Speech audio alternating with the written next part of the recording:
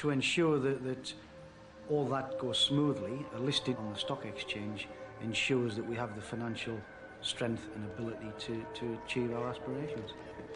I think these last 2 months are more important than the other 6 or 7 that have gone, because it's now our fate sorted out, really.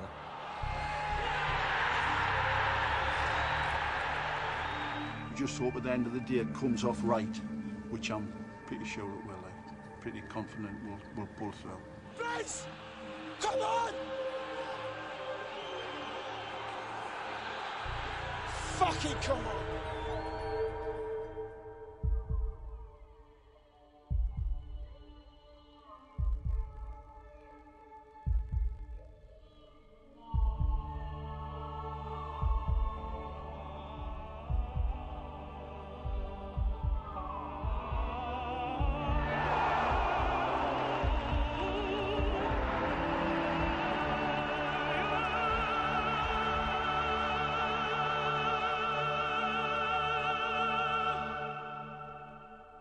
Sunderland going to be in the Premiership. It's the first season they've gone up. Can they sustain? You know, can they keep themselves in the Premiership this season? Because there's a history that a lot of clubs that are promoted relegated the following season. To be honest, all season I've never been totally confident. I mean, you know, beginning of the season we won a few matches and whatnot. It was, you know, I thought, oh, we'll do all right here. You know, we'll finish mid-table, and then they've just been thrown stupid like Leeds away and playing boring matches, 0-0 draws where they should have won against the likes of Leicester, West Ham, stuff like that. You know, Sunderland should have won, really. I mean, they weren't outclassed or anything. And, I mean, but then again we went on to beat Man United on the following Saturday, so it's football, just, you can never tell. There were now only 5 games to go till the end of the season, and although Sunderland hadn't played a game for 10 days, other people's results had gone against them. Out of 20 teams in the Premier League, Sunderland were now down in the bottom 3 places, the relegation zone. Best team in the world, Sunderland. Best supporters in the world. Hey, did you see the results yesterday? Oh, yes, I did. But Southampton, well, once we beat them here, you see, that'll be okay. After we finish these off today, all right, and then we'll get Middlesbrough next, and then we'll get Southampton. So did you wake up nervous this morning? Well, yeah, I have been for a while, like, yeah. I'm very keyed up at the minute, like, but I think we'll be all right. I've decided now to relax and enjoy the football. I think we'll be all right. That's great, thank you. Top of the stairs. Morning. Morning. What do you think the score will be, do you, Peter? What do we think? 1-0. We'll do. What do you mean 2-0? Okay. I think the results that haven't gone clever. I mean, we haven't won since United. Even though I thought we'd play well in games, and haven't really.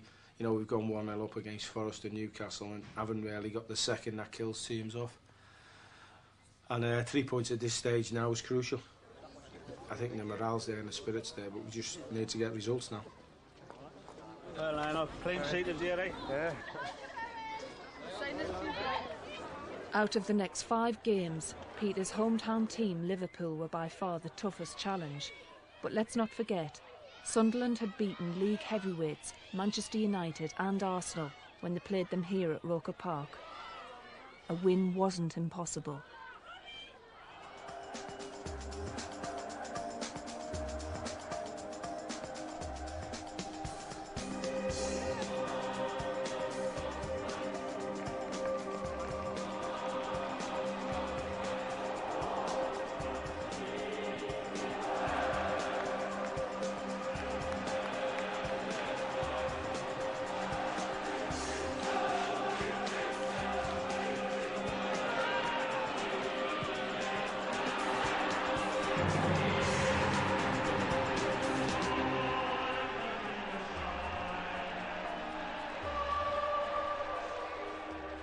What I call him, Fowler, goal-scoring menace. I've been on since like 1964. We've been up and down, you know, and it's one of them things I just pray for.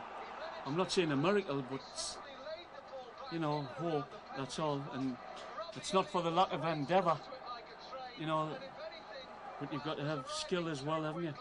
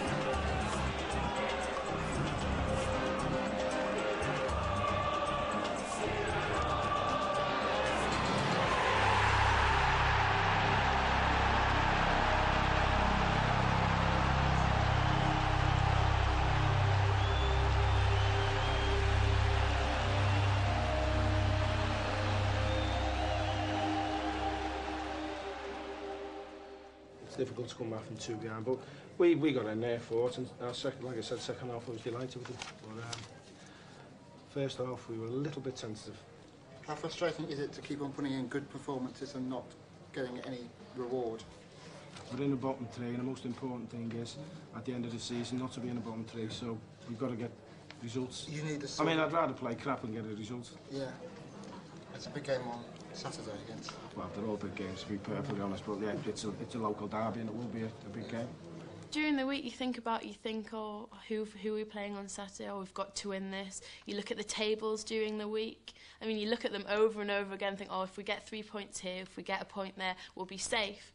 And you analyse it and you just want your team to stay up so much. I am very, very disappointed where we are, but if I get down about it, I mean, you know, there's always got to be. I mean, I'm not saying I'm, you know, this and that, but you've always got to. I mean, we can't affect what's happened. That's gone. That's history. I can affect what's coming on. If I'm down, and I think it's harder to affect the players, and that's why we try and keep it bubbly. We don't want any time the other day. All right, Fowler, McManaman, good feet. You don't. If like Ravanelli, sometimes he'll come past these. Some games, when it don't go right, it goes all wrong, then you have to forget about it. There's nothing you can do about it. You plan for the next one. We try to come in with a positive attitude on a Monday morning or a Wednesday morning or whatever it is after the night before. So when they come in, get up their fucking arse, straight up their arse. Let's go! Go steady on the tackling! If you keep the players ticking over that way, where they're enjoying the training, they look forward to coming in. Because it is important, that's very, very important. Then by and large, good players, top-class players motivate themselves. You might have to put the odd little bang on, you know, clap their hands and this, that and the other, but if you have to keep jumping on the table or banging the table every other game, then you ain't got the right type of players. Go on! 99% of footballers want to get on, they want to do well, want to win games. Some, yeah, you're going to get some that can't be bothered again. That's just life, isn't it? But no, we always have our own expectations. We always want to do well, we always want to win. Sometimes you're not good enough to do that, and it's difficult to accept because you want to be the best at your profession. But if you're not the best at it, you can only be as good as you can be. There's more pressure to win because there's more money involved. You know, it's so much like a business now as opposed to a game. Each club is run as a business, and winning is the ultimate prize in that business because everybody wants to know winners, you know, and that's what generates money. Because of the team's poor performance, season ticket sales for the new 42,000-seater stadium had ground to a halt. With the average First Division weekly attendance being only half that amount, Chairman Bob Murray was forced to consider the impact relegation would have on his plans. I'm absolutely petrified about it. It's been in my mind since the minute we laid a brick last May. I mean, I've been living with this for 11 and a half months. What division will we be in when that stadium opens in August? What we're asking them to do is to encourage somebody else to An ad agency was called in to produce a new marketing campaign, But under Bob's orders, no one was allowed to use the R word. It's not the incentive. There could only be scenarios A or B. Scenario A, we think, takes care of itself. So we would like to take account of scenario B as we work through the agenda. Right. Our view is that the creative approach that we have at the moment for the poster sites is appropriate to scenario B. In other words, that we're not saying anything that's particularly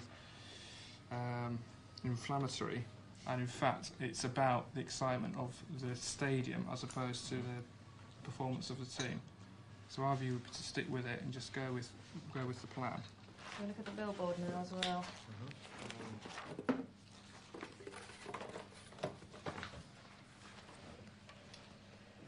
So we've got through the pitch. Better. That's So much better. We've changed the font. It's not an Achilles heel adopting these messages. I'm just asking So we're stupid back- questions. I mean, why do we put here we go? Is it, why don't we say how we are? Because it's How on we- the bus. Oh, away. Why don't we say how we? Away is very northeast, and okay, it's also football, but it may be perceived as just away as a general statement, and it's not quite as close to we are going to a new stadium, which away we is go. Can I just say something? I don't think we should have here we go either. Because here we go down. Someone will pick it up. I've never liked that one. Here we go. We're going down again. Chip in, you know. Right, here we go. We're going I think down. you made a valid point, Bob, about having the stadium. I mean, I know you're not going to see much of it, but it's just a little reminder. If it's going to be anything, I think it should be away the lads, because You that put it in makes the it more stadium. football than just It's in the seats. However, lads, new season, new stadium season ticket. That's right. Can we think of how we? How do you say how we? Sunderland. H-A. H-A. Is it not how we? Ask Yorkies, I'll have to have it spelt for us. H-A. Apostrophe. W-A-Y. It's the only place to be, the Premier League. It is for a player, it is for a chairman. It is for a manager. It's the only place to be where it matters, where it happens. It's much easier for me to go to Arsenal than it is to go to Southend. It's much easier, much more enjoyable. You know, this club needs to compete at the highest level. And it needs to compete seriously eventually. And it needs to compete permanently, not yo-yo. In these last weeks, it was as if time was standing still. The future of Sunderland lay in a very delicate balance, and everyone outside and inside the club spent their days trying to predict the next results. Sunderland Everton. Sunderland. Sunderland Southampton. Draw. Wimbledon Sunderland. Draw. And your prediction?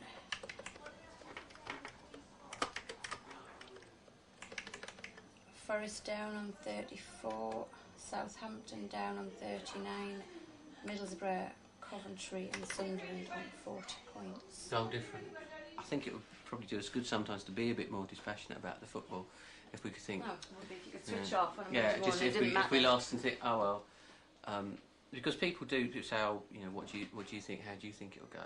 You know, and we have to be positive. We have to say, I'm completely confident that we'll stay up, and I am, because if for 1 second I thought we moved to a 42,000 seat stadium in the First Division,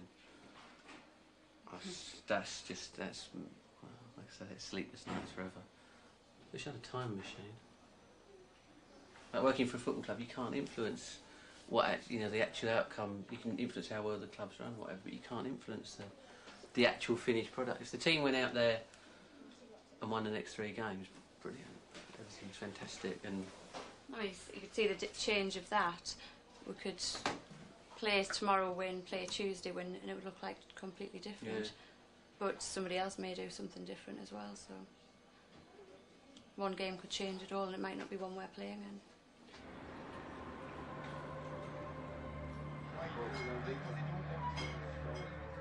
Although Middlesbrough is a local town, the night before the match, Peter took the team to an exclusive hotel to strengthen morale and keep the players focused on the game. Hiya chicken, how are you? I'm at a hotel, I'm going playing football. Who do I play for? What team do I play for? Good girl. Okay then, look after baby Michael, won't you? Okay, bye. No, I did that, didn't you? So all the old days go. Oh, He's a nice man, that Niall Quinn. Stood him talking to his baby before the game. I got a good one. We were playing cards on an away trip one Friday night. And the phone went and she said, there's a mouse in the kitchen. And I was 300 miles away. So she didn't go in the kitchen till I came back on the Sunday, Saturday night, late Saturday night. And that was Friday night. And I had to go in and get the mouse out of the kitchen. And my wife usually says, who are you playing today? That's what I usually get. This had been an extraordinary season for neighbours Middlesbrough. They'd spent millions on international stars, they'd reached 2 cup finals and lost, and now found themselves only 2 points and 4 places above Sunderland. Both clubs faced the fear of relegation. This was a big game for both of them. There's 3 points at stake against Borough. Let's get them 3 points, you know. But Rob will be saying that to his lads. He'll have his lads fired up. I mean, me and him go way back. Mid-70s when he was at West Brom and I was at Bow. And he's possibly one of my best friends in football, so that tells you what the industry's like. You know, you want to put one over on your mate and he wants to do the same to you. We'll have a beer before, then we'll have a beer afterwards. And one of the us will be crying and probably really want to be happy.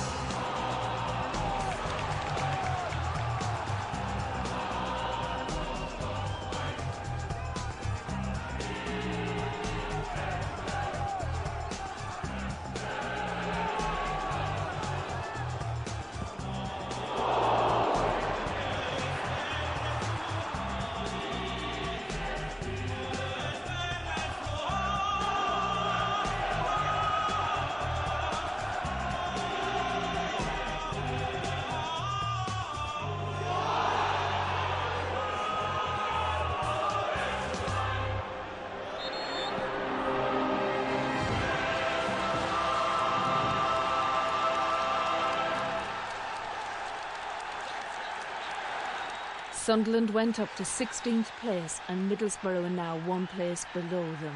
For once, Sunderland supporters could gloat.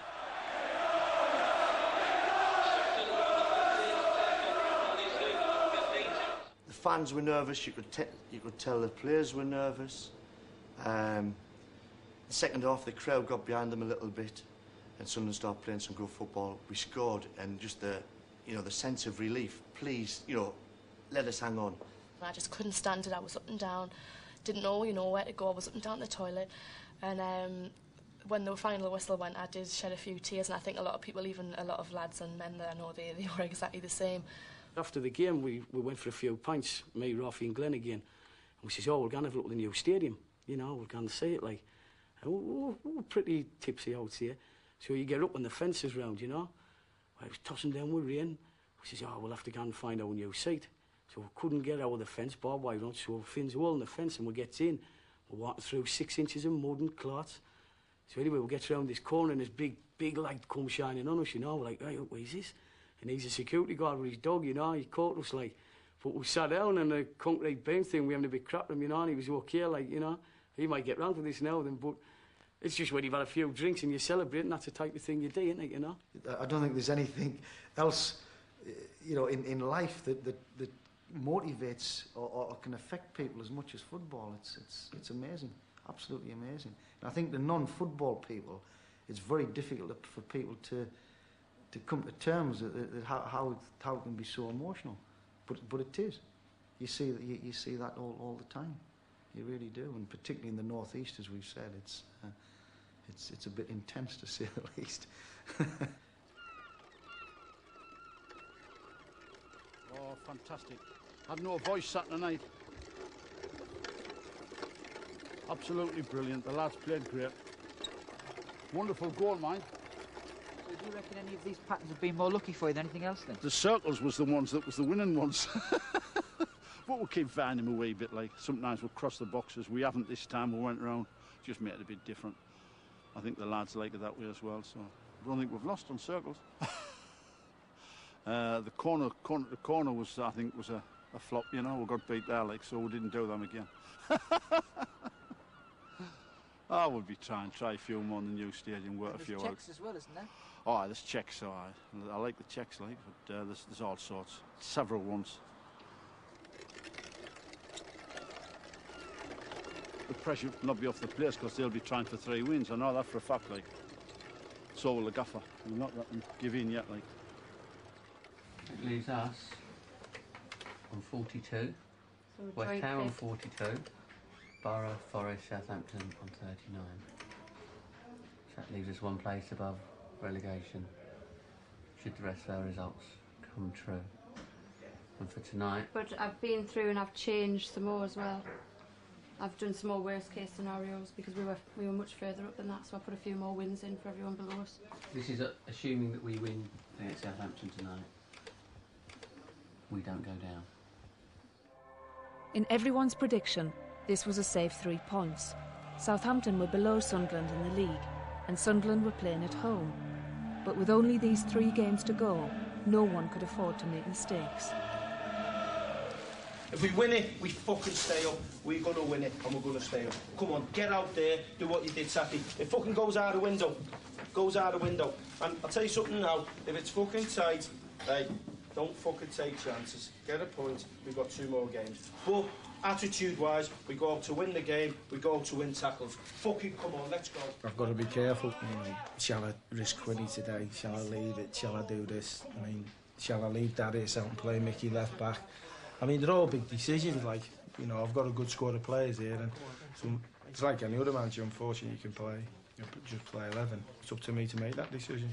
There's no wrong with turning them. Hey, get him turned. Fuck that. Over the top. Come on,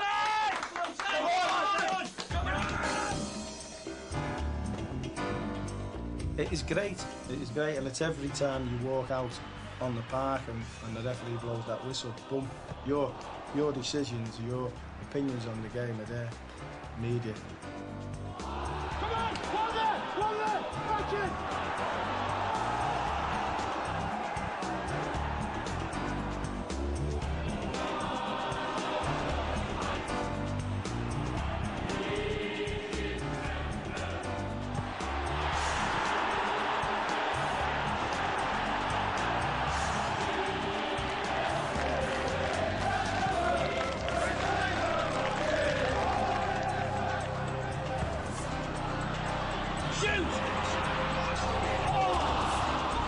The first 30 minutes, there's only one side who wanted to fucking win it, and it was fucking embarrassing. They were quicker to every ball, they winning tackles. There's fucking Berkovic making fucking tackles to win them. So get your fucking asses in gear, have a bit. Hey, I don't give a fuck about losing, but I tell you what I give a fuck about, losing shite. Not fucking having a go, not wanting to fucking get up people's asses. Get it fucking done. Have the bollocks to get the ball, pass it, as you did in the last 15 minutes. Why does it take us fucking half an hour to get going? Fucking get it sorted out. Fucking have the responsibility. Fucking get up his ass. I could fucking play out there in their fucking side. There's that much fucking room. Get it fucking sorted. I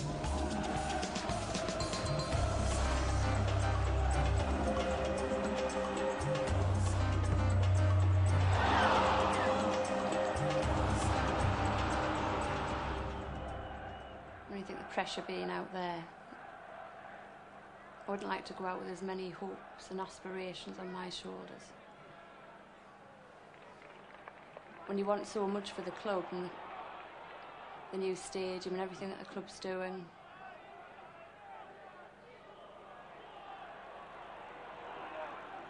it's hard when you know it can be affected.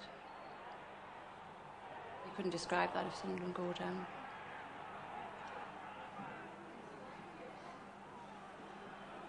It's just the same as what it did for Sunderland when we got promoted last season. It's just like a shared emotion that the whole city feels and all the supporters feel.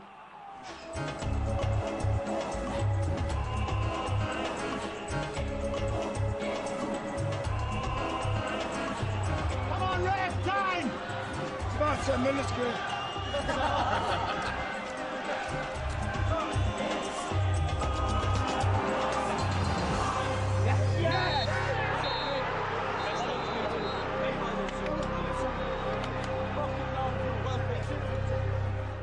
In one leap, Southampton moved to 3 places above Sunderland, who were left in 18th position, with only Nottingham Forest and Middlesbrough below them.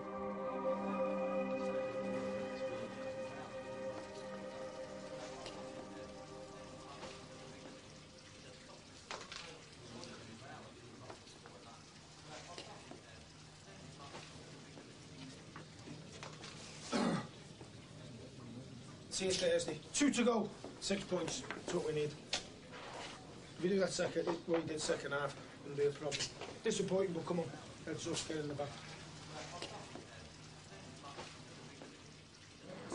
Right, all the predictions everyone said about Southampton should win that. At home. You can't afford to lose to a team below you at this stage of the season. It just means that if we'd gone to Middlesbrough and lost, that would have been a real disaster. And if we'd have won this, everyone would we've still got a chance. But because it's the other way around, you think, oh, when you've got 2 games, it's running out of games. We'll still stay up, but it's the manner of it, the attacks. And a bad result for us, quite possibly. Might have picked our own team. But after half an hour, we've worked hard, created chances. We ain't gone in for us. We go back a long way. He used to kick me and I used to kick him. Oh, yeah, that chance would be a fine thing, wouldn't it? England and Ireland. So we're playing an England-Scotland game at Wembley. That's true, this, by the way. I'd see it. The ball broke and he was going for it first and I clattered into him. And the ball's going to follow the ball. And as I'm running back towards my goal, I'm thinking, there's no way that he's going to get up from that. So there's something happens, the ball goes out of play, I turn round, and the little bastard's like this, scowling at me, jogging. And I thought, you know when it's one of when you hit something and you feel your whole body weight behind it. And he got up and jogged on. So time to go. Best of luck. Same to you. Hopefully we're good luck to the hopefully. Good luck. Take it. All the results went against Sunderland, and you're sitting in the car and you're thinking, what are we going to do? We're going to go down. And you're devastated. You just can't describe how unhappy it makes you feel. And then you mope around the house, say, for a bit, and it affects you a lot. I think now he's coming on the press. I mean, I don't know the man, but I think he seems quite cocky. He seems quite blasé about everything. I'll do it how my way, it's like it or lump it, and I think people are getting a bit sick of it now. These supporters are desperate for success, and I can understand that. I mean, I was a supporter. I used to support Stand on the Cup, mate. And if they got beat, the manager and the players were useless. Hey, because you care, and I'd rather have that. It's a passion, and I mean we were going for promotion now as Jack the Lad, which we've had on. Now it's a different kettle of fish, but they've always been behind me. Obviously not. I mean you won't have everyone who thinks you're great, or you think you're making a job of it, and that's life. But I certainly enjoy my job here, and I've got a feeling, the supporters have been brilliant to me, and they're a big part of this football club. Well, they are it's their football club. I'm just the manager of it.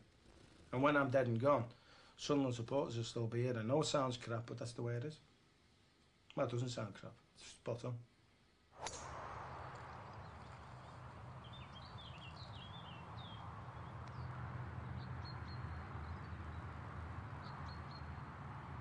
after the win against Middlesbrough, we were all on a high, and then it sort of ruined it, you know, the result that we got, having gotten a bad result against Southampton. And really, I mean, we battered them for most of the game. But that's how it goes sometimes, I suppose. It sort of affects everything you do when you don't get the right results. The manager just said to keep your heads up, that we'd played well, and, you know, it wasn't the time really to start getting depressed and worrying about it because we deserved to win the game and this, that and the other, but it's very hard, isn't it? The game is massive for us on Saturday now against Everton, you know, it's probably the most important game that Sunderland have had for a good few years. The Everton game was also going to be the last ever league match played at Roker Park. It was going to be an emotional end to a monumental season. You know, I first came to Roker Park in 1958 when I was 7 years old.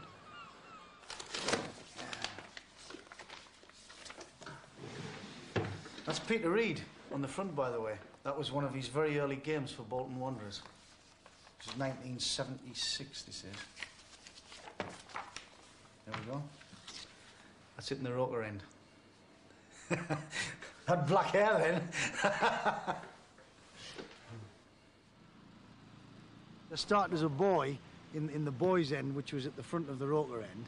Then as you get a little bit older, you used to, you know, move around the Roker end. And then as you become a big boy, as it were, and looking for the real atmosphere, you then progress into the Fulwell end, and that's what I did. So what do you get in the Fulwell end that you don't get in the Roker end? Well, maybe I shouldn't say it, but I can remember in the late 60s, early 70s, you used to get a bit of aggro in there, you know. And then when you get too old for that, you go back in the Roker end, and that's just what I did. Then when I get too old for the Roker end, and you get a little bit of money, you go into the seats. So that's the. I'm sure I'm no different to many thousands of people that have followed that path. Oh, you've gone further in the seats, haven't you? Yes, a little bit further in the seats. I've got the centre seats now. Yeah. Right, we'll go. All right. I'll put this in the top corner. There we go. Told you, didn't I? What was on to do that?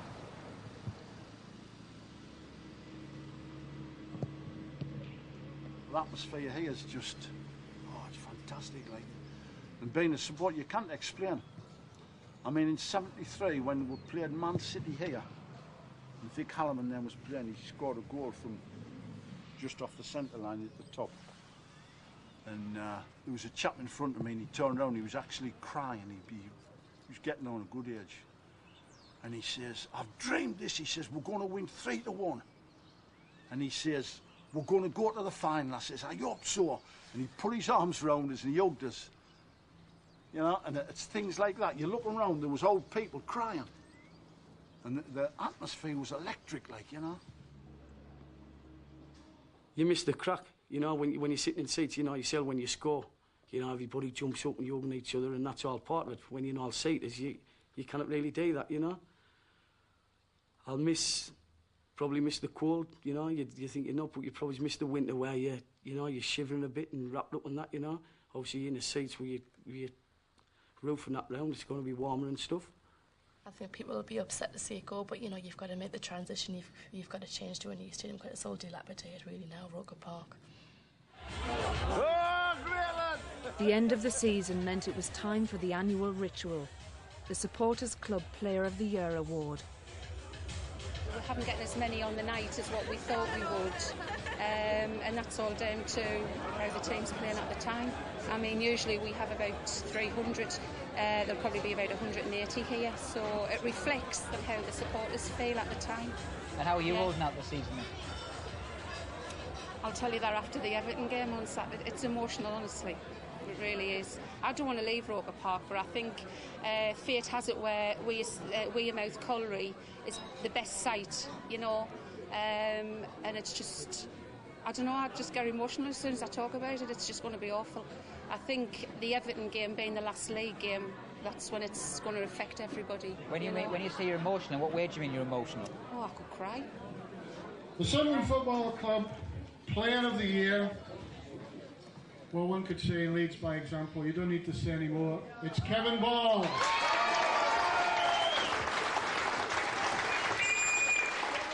You live with other people's expectations, because at the end of the day, when you go out onto that pitch, you're carrying technically hundreds of thousands of supporters' expectations and wants and wills and wishes on your back.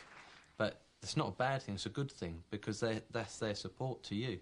They're saying they want you to go out and do well, they want you to win for their team. And as long as they can see you go out there and give your best, I've never known one supporter to turn around and criticise a player for that. There's not a lot we can say at the moment. Last year it was sort of a lot more celebrations. We had a great night last year. Obviously a lot of fun and games and that, because obviously winning the championship. This, to me now, is more important, the next two games and that. I, like Michael, firmly believe we will stay up. I'd like to thank you for your backing this year. It's been tremendous as always. Saturday's game is of mammoth proportions, so important, it's unbelievable. We'd just like to hear you roar as loud as possible as you can this Saturday, and away to Wimbledon next Sunday. And then let's hope together that we stay in the Premiership, because that's where this club belongs. Thanks again for your support.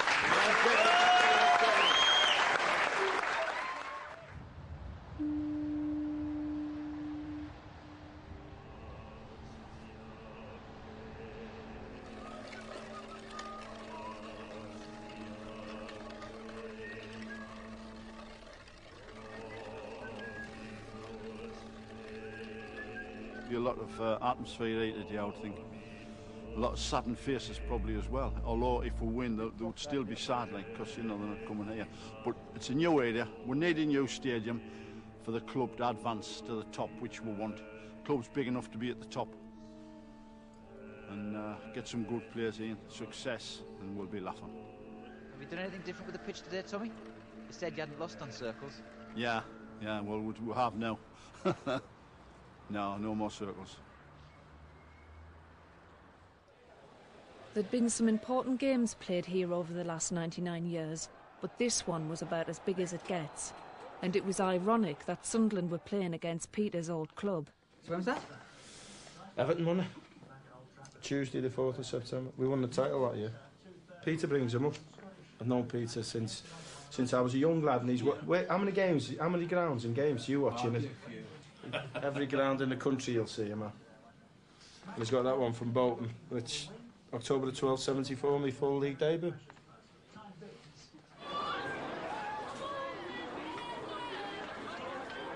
Game of football, go and enjoy. We know there's a lot on it, but fucking go and enjoy it. All the best, Gaffer. All the best. Cheers, George. All the best, Pop. All the best, Paulie. All the best, son. All the best, Daz. Come on, son. Good luck, John.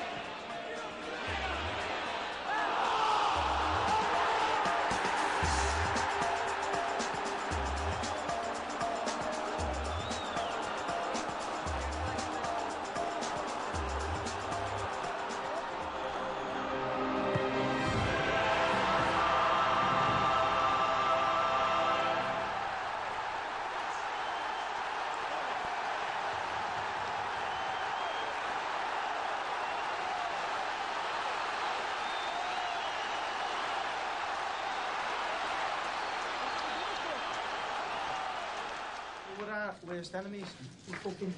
I mean, I know they've got Barmby's coming in the old, Thompson's staying there, and sometimes we get phone numbers. Now, what you do, as a back four, you work them up.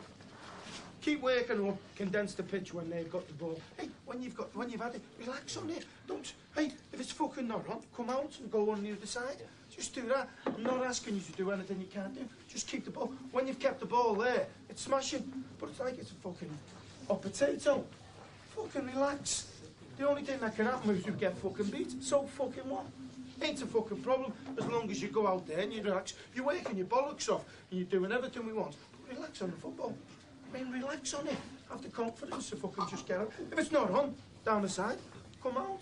Just keep the football. That's it. If you keep the football, you win the game. Honestly, you win the fucking game. Hey! Relax! Pass it! There's no one up there, pass it!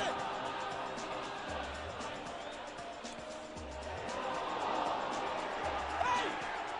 Tell him! Pass it!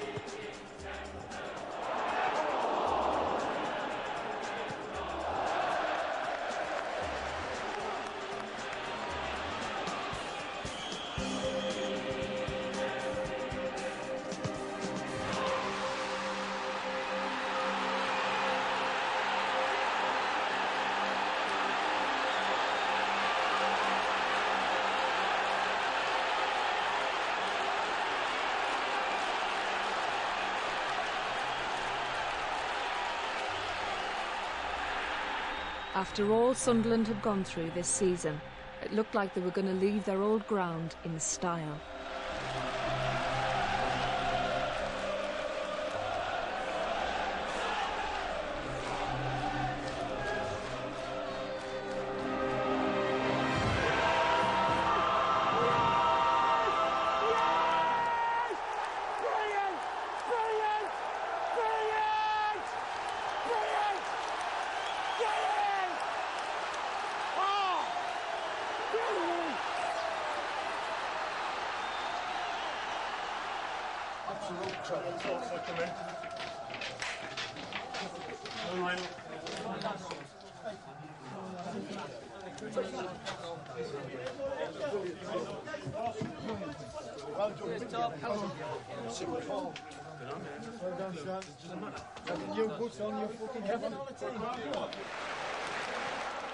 There was hardly a dry eye in the house, and no one was going home until they'd seen the team one last time.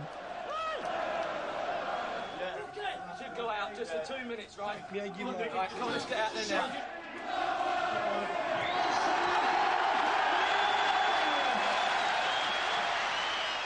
This was a strange moment. Deep down, the team knew that over the last few weeks they'd let the supporters down, but today they'd done them proud. Now everyone wanted to savour the moment. They wanted to celebrate something that was bigger than any one season.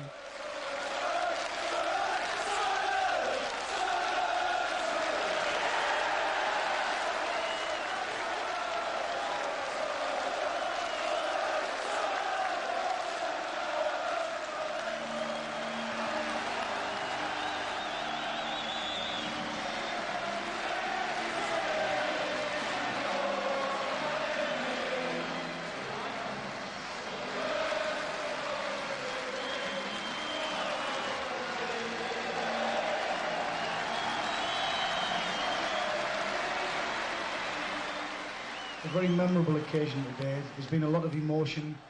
I think we've all probably taken a few minutes out certain times this afternoon and reflected on the times past, good and bad, because as Sunderland fans we've had both. I first came to Roper Park as a 7-year-old in 1958, and it's tremendous to think of all the fantastic memories that we've had over those years, and probably more importantly of the one or two supporters who are no longer with us. And I do know that a lot of people have had people that's passed on in their thoughts today. The result today was what we wanted, tremendous result. Our object this season is of course to stay in the Premiership. We're still there, we're still fighting. Well, the results could have gone better for us today, but we'll be there next week, and I do know we'll have a tremendous following. I do believe that this club is entering a new era. We've got a tremendous new stadium to go to next season, and I look forward sincerely to seeing you all there and supporting the team as you've always done. Thank you very much.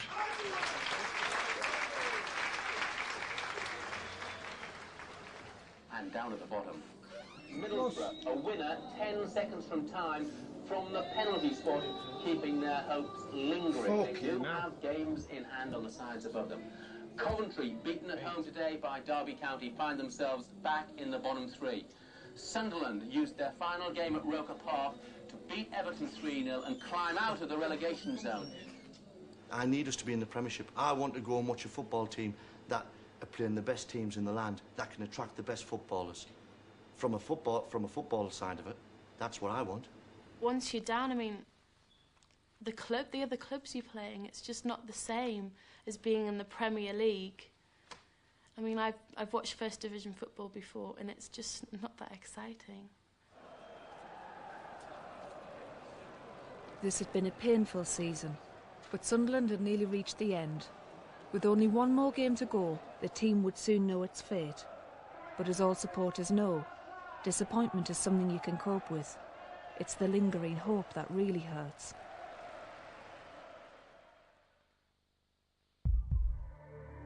I was top man last year. You know, pats on the back, and I loved it. Great.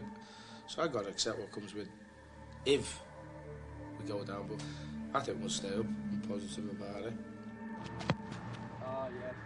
The atmosphere is quite good. It's not tense. Training's quite good. I think that's a telltale sign. If everybody was at one another's throats and kicking each other and blaming each other for things, then we'd have a problem. Stick together out there, hey? Fucking get each other out of shit if we have to. Fucking look after each other like we have done for 2 fucking years. The local paper said last night that we've had 104 Premier League games since 1984, and we've never won 2 in a row. We bought the shirts, we bought the bricks, we've shouted as loud as we can, and we need something to hang on to. And I want to know how Coventry survived for 29 years, and they've got different managers, different chairmen, different players. They've survived 29 years. This club has not finished in the top half of the First Division for 42 years. Well, that's right. I've had enough.